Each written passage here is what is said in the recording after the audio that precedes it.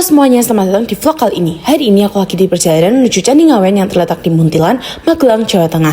Candi ini tuh jarang banget dibahas loh, padahal punya sejarah yang sangat menarik.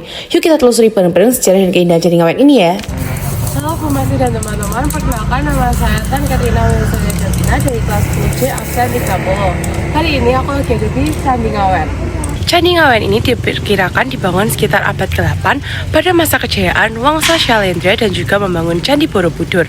Sayangnya, seperti banyak candi-candi lain di sekitar sini, Candi Ngawen mengalami kerusakan parah akibat letusan Gunung Merapi dan juga penjarahan pada masa kolonial.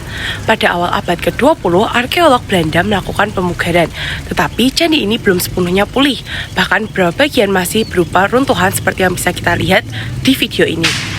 Bayangin aja, dulu Candi Ngawen hampir terlupakan karena banyak bagian yang hilang dan rusak. Tapi untungnya setelah beberapa tahun terakhir, Candi Ngawen berhasil dipugar dan menjadi destinasi wisata yang menarik. Selain itu, pada tahun 2010 berhasil diberlakukan Undang-Undang Cagar Budaya pada Candi Ngawen ini.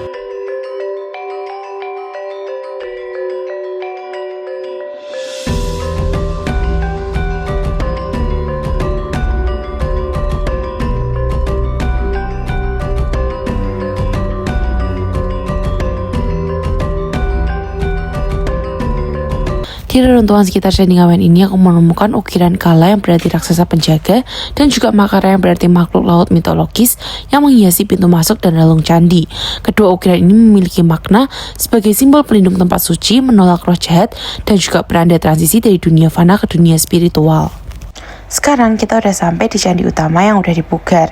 Ini adalah salah satu candi yang masih utuh dan kita bisa lihat seberapa megahnya meskipun sebagian besar candi lainnya masih dalam proses restorasi.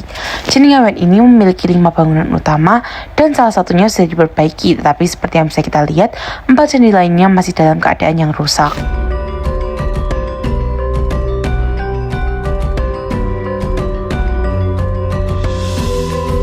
Di dalam candi utama dan juga di salah satu candi yang sudah runtuh, terdapat arka Buddha dalam posisi duduk meditasi atau nama lainnya Mudra Dhyana.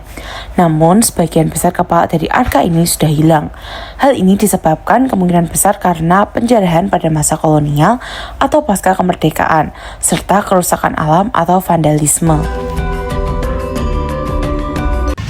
Lihat di sini.